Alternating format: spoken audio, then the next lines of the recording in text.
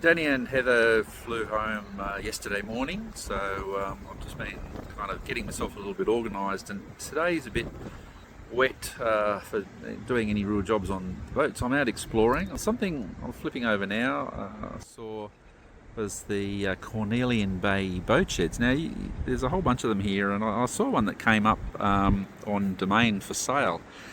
So I thought, it looks really interesting. I'll come down and have a bit of a look. Well, I'm already sad because the first one is by far the biggest and best. It's probably double the size of the other ones, and it's got its own jetty, and it's sold. So I was just a little bit too late, unfortunately. And the other ones are all about the same size as this one here. Still, you wouldn't complain if you had.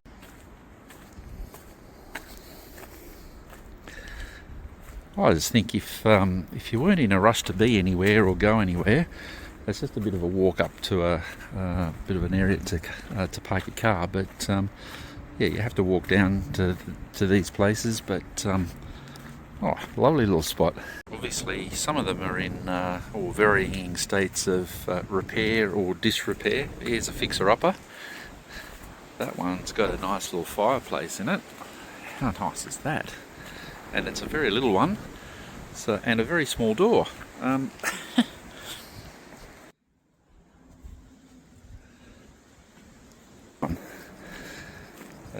It's a great little spot, just around the corner from town. And this is what they look like from the city end of Cornelian Bay.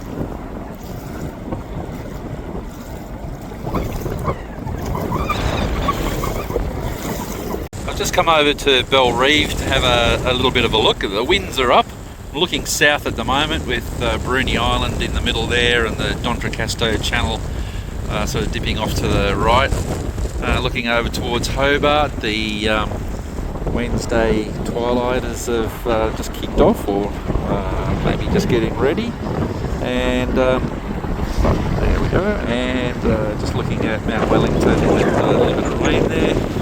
And you can see Hobart City and Constitution Dock. Looking around the foreshore of Bellerive, I'm on my way down to the marina and the yacht club. And how's this for the entrance to a car park? It's the Kosciusko, which it says here, former Sydney Ferry, built 1911, arrived Hobart 1975, broken up 1991. Lots of nice copper and brass and lots of rotten wood.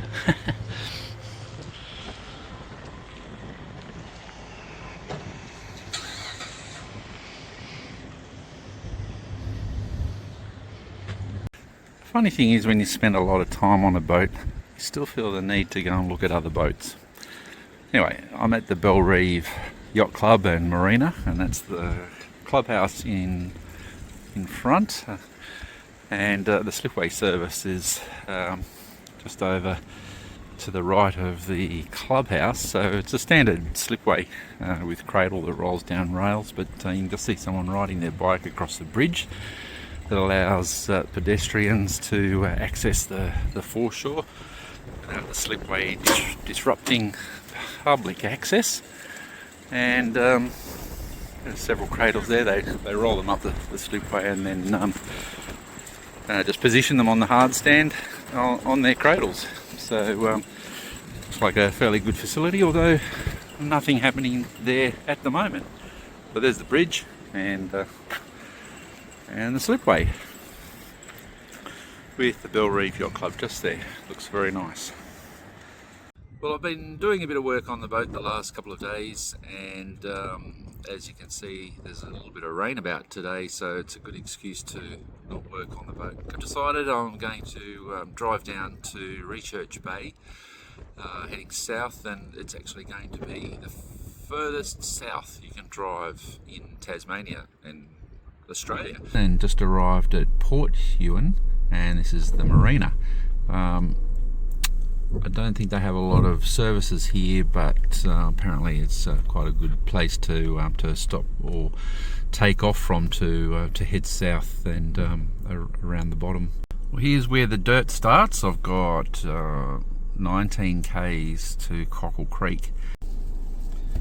So I'm approaching Catamaran in Research Bay now, Recherche Bay, and past a couple of sites on the right hand side of the road where you're allowed to camp. And as the sign says, this is the D'Entrecasteau watering place historic site. So I found this sign here, just a short walk down from where I parked, and paused to read, but this is where the French expedition stopped, urgent for water, and they pulled in here, found fresh water, which kind of saved the day. Anyway, some more details there, pause to read. While not the most spectacular scenery, I am at the end of the road as far as you can drive anywhere in Tassie. Not officially the most southern point because I've curved around the bay a little bit. That's about a K back along the road, but I've come out to the end of the road, going for the quick walk just in front, which is to the whale. There's a whale sculpture. So there's a little plaque here, and celebration of the southern right whale.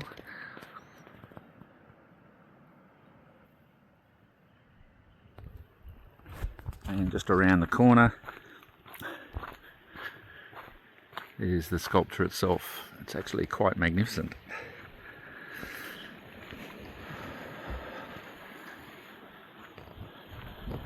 About the size of a baby one, I would expect.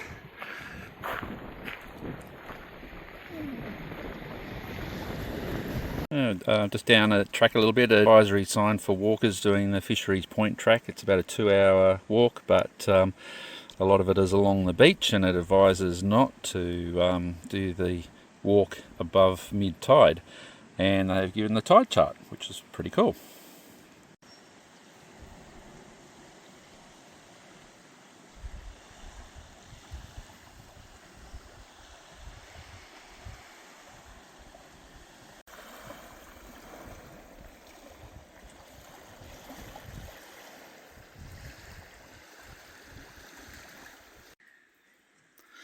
So this is the starting point for the South Coast track,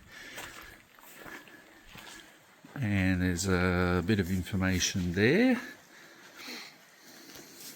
Again, I will do, well, you guys can do pause to read.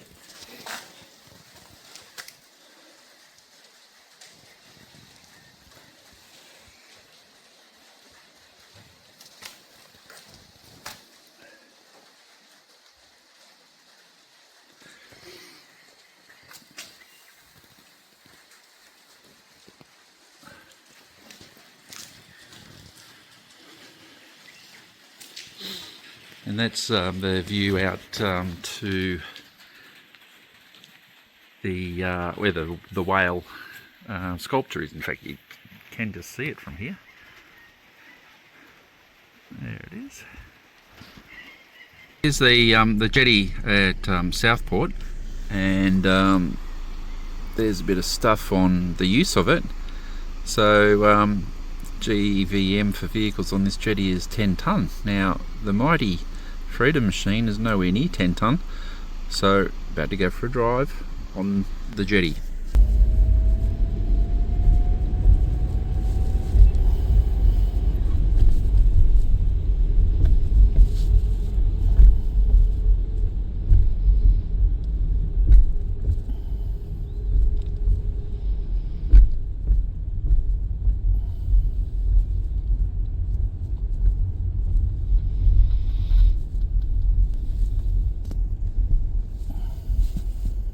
So it's a pretty substantial jetty, 70 tonne vessel limit, no cranes, and 10 tonne limit for vehicles.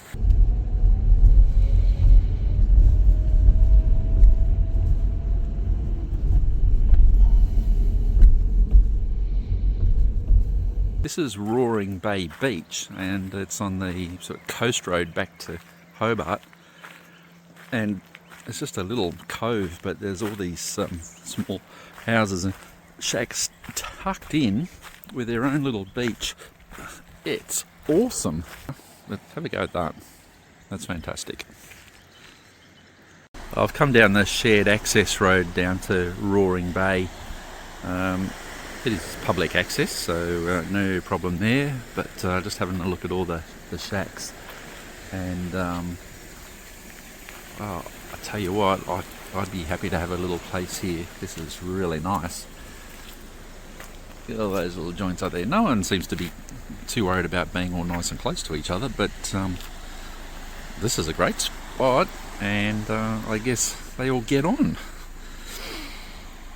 Well, back at Prince of Wales Marina and wrapping up a rainy road trip to Recherche Bay. Like I always say, if you don't go, you don't know. So I had a fantastic day. I did about 300 k's in the little car, and didn't think I'd ever get past Huonville or Franklin. Stopped at I think 6 different op shops. Didn't have any luck, but still interesting.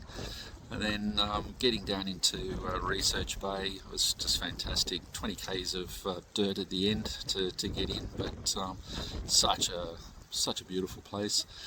Dover on the way as I took the back road through and found Roaring Bay, which is such a cute little place with sort of like a gully going down to a little beach and lots of shacks, so that was unreal. And it's been rainy, like pretty damp all day, but what a great way to spend a day.